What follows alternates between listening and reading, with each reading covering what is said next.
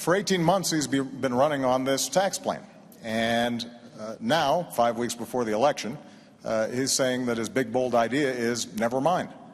And the fact is that if you are lowering the rates the way you described, Governor, then it is not possible to come up with enough deductions and loopholes that only affect high-income individuals to avoid either raising the deficit or burdening the middle class.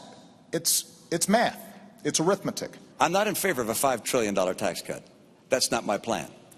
My plan is not to put in place any tax cut that will add to the deficit. That's point one. So you may keep referring to it as a $5 trillion tax cut, but that's not my plan. Okay. Number two, let's look at history. My plan is not like anything that's been tried before.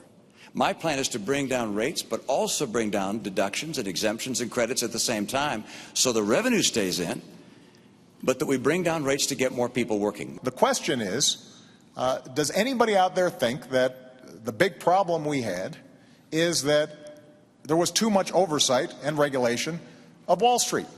Because if you do, then Governor Romney is your candidate. But that's not what I believe. That's just not the facts. Look, we have to have regulation on Wall Street. Yeah.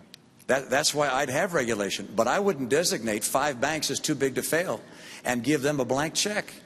That's one of the unintended consequences of Dodd-Frank. It wasn't thought through properly. I just don't know how the president could have come into office facing 23 million people out of work, rising unemployment, an economic crisis at the kitchen table, and spent his energy and passion for 2 years fighting for Obamacare instead of fighting for jobs for the American people. It has killed jobs. And the best course for health care is to do what we did in my state, craft a plan at the state level that fits the needs of the state. If you repeal Obamacare, and I have become fond of this term, Obamacare, if you repeal it, what happens is those seniors right away are going to be paying $600 more in prescription care. They're now going to have to be paying copays for basic checkups that can keep them healthier. And the primary beneficiary of that repeal are insurance companies that are estimated to gain billions of dollars back when they aren't making seniors any healthier.